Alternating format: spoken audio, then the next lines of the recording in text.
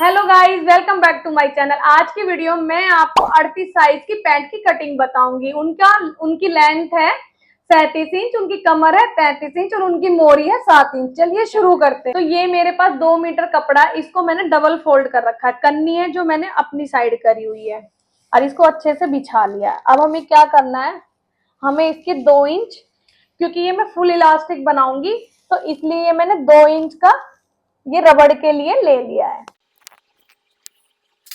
तो इससे हमें ये 2 इंच का मार्किंग करके इससे हमें सीधी लाइन खींचनी है। अब हमारा हिप साइज है 38। तो मैंने आपको बताया, तो 38 में हम 4 चौथाई हिस्सा करेंगे तो 38 का चौथा हिस्सा आएगा हमारा 9 इंच। तो 9 में हमें क्या करना है, हमें 2 इंच प्लस करना है। तो 9 और 2 कितना हो गया, 11 इंच। तो ये 11 इंच पे मैंने ये चौड़ाई ले ली है। अब जितनी हम चौड़ाई लेते हैं उतना ही हम क्रोच एरिया लेते हैं। तो 11 इंच ही मैंने इसका ये क्रोच ले लिया। अब इसे हमें 2.5 इंच आगे की तरफ बढ़ाना है और कोने पे से हमें 1 इंच का निशान लगा के और इसे आर्मोल शेप पर से इस पे निशान लगा। अब जैसे हमें क्या करना है, जैसे ये जितना भी हमारा ये साइज आया है, जैसे ये हमारा 13.5 इंच आया, तो इसका हमें हाफ करना है। पहले हमें यहाँ से निशान लगाना 11 इंच का और इसका हाफ करना है। ऐसे हमें यहाँ लगाना। ये तो हमारा हाफ कितना आया है, 6.5। तो 6.5 हमें यहाँ निशान लगाना है और 6.5 ही हमें इधर निशान लगाना है। अब जैसे हमने ले लिया तो अब हमें इसकी लेंथ लेनी है। तो लेंथ हमारी कितनी है, 37 इंच। और 3 इंच हम लेंगे इसका मोड़ने का। अब हमें क्या करना है, जितना ये बी सेंटर हमारा आया था, क्योंकि ये 11 इंच हमारा है और 2.5 इंच मैंने इसको आगे बढ़ाया है, तो 11, 12, 13, तो 13.5 हो गया ना। तो 13.5 का आधा कितना होता है, 6.5 इंच। तो ऐसे ही हमने इसका भी आधा यहाँ सेंटर लगा लिया है। अब जैसे हमारी 7 इंच की मोरी है, तो 7 इंच की हमारी मोरी, तो हमें क्या करना है, 3.5 हमें इधर लेना, 3.5 हमें इधर लेना है और हमें इस पट्टी से की मार्किंग करनी है और फिर हम इसको ऐसे फोल्ड करके इधर की मार्किंग। अब मैं आपको इसकी कटिंग करके दिखाती हूँ।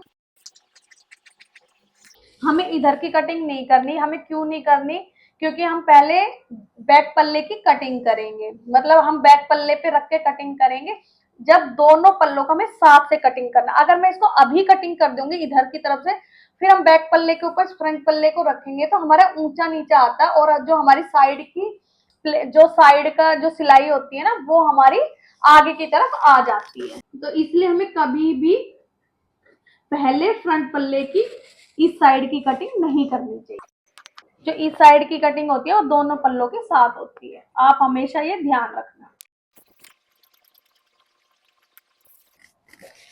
अब मैंने आपको बता दिया ना, हमें इधर की क्यों नहीं काटनी, क्योंकि हमारे छोटे बड़े पल्ले हो जाते हैं जिससे हमारी पैंट में खिंचाव भी आता है और ये वाले जो सिलाई होती है वो हमारी फ्रंट की तरफ आ जाती है। तो इसलिए हमें कभी भी ये वाली सिलाई पहले नहीं काटनी, बैक पल्ले के साथ काटनी है। अब हमने जैसे इसको हटाया, इसको आगे करो। अब जैसे ये मैंने अच्छे से सेट कर लिया, अब हमें क्या करना है, हमें 2.5 इंच पहले निशान लगाना है। ये हमने बराबर कर लिया। अब पहले ऐसे 2.5 इंच पे निशान लगा लो। अब इस वाले पल्ले को 2.5 इंच के ऐसे नीचे रखना है, बिल्कुल एक के ऊपर एक रख।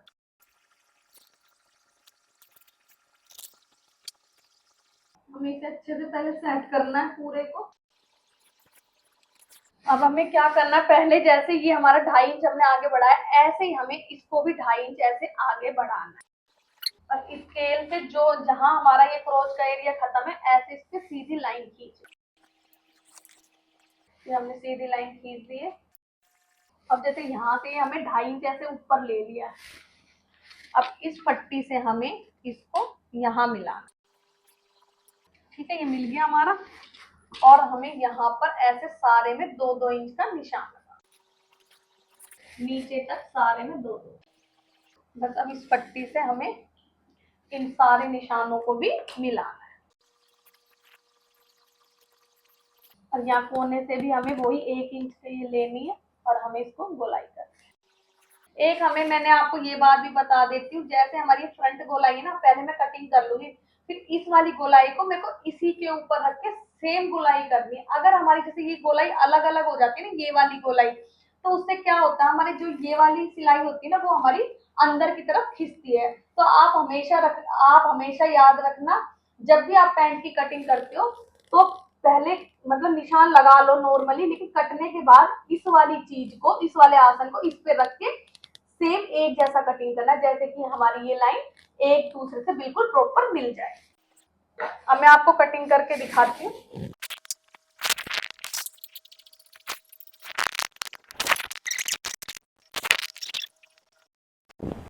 ये जो निशान है ये हमारा, अब कटिंग करेंगे। ये क्यों करेंगे, मैंने आपको अभी शुरू में बताया है कि अगर इसको मैं पहले कटिंग कर देती तो हमारे ऊपर और नीचे वाला फ्रंट पल्ला और बैक पल्ला जो है वो ऊंचे नीचे हो जाते हैं, तो उससे हमारी ये वाली साइड की सिलाई खिंचती है।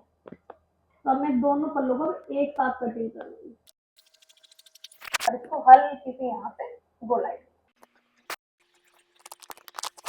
अब मैंने आपको बताया ना कि अब इस वाले जो ये फ्रंट वाले पल्ले को ऐसे हमें सरकाना है, ऐसे सरका के बिल्कुल दोनों को एक दूसरे के ऊपर रखना है। देखो कितना ऊपर नीचे है, ये चीज हमारी बिल्कुल प्रॉपर एक दूसरे से मिलनी चाहिए। देखो, नहीं तो हमारी लेंथ भी छोटी बड़ी हो जाती है और हमारा फिर हमें सिलाई करने में हमारी इस वाली सिलाई में खिंचाव आता है। करते समय इस चीज का बिल्कुल ध्यान रखना। इस तरीके से अगर हम पैंट की कटिंग करेंगे तो हमारी पैंट में बिल्कुल भी साइड, ये जो साइड नीचे की जो बीच की सिलाई होती है वो बिल्कुल अंदर की तरफ नहीं जाएगी और ना हमारी पैंट घूमेगी। तो ये पैंट का फाइनल लुक है, आप देख सकते हो।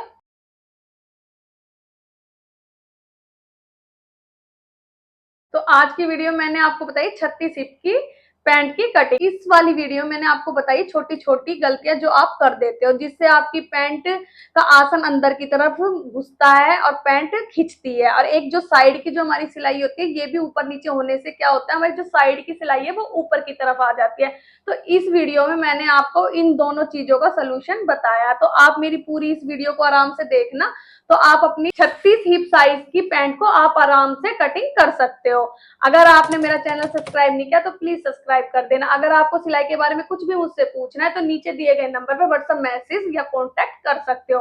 और आपके सिलाई के बारे में आप कुछ भी मुझे पूछना हो तो आप कमेंट करके भी मुझसे पूछ सकते हो। और आप मेरी इस पूरी वीडियो को थोड़ा अच्छे से देखोगे तो आपको पूरी पैंट अच्छे से समझ में आ जाएगी। बाय।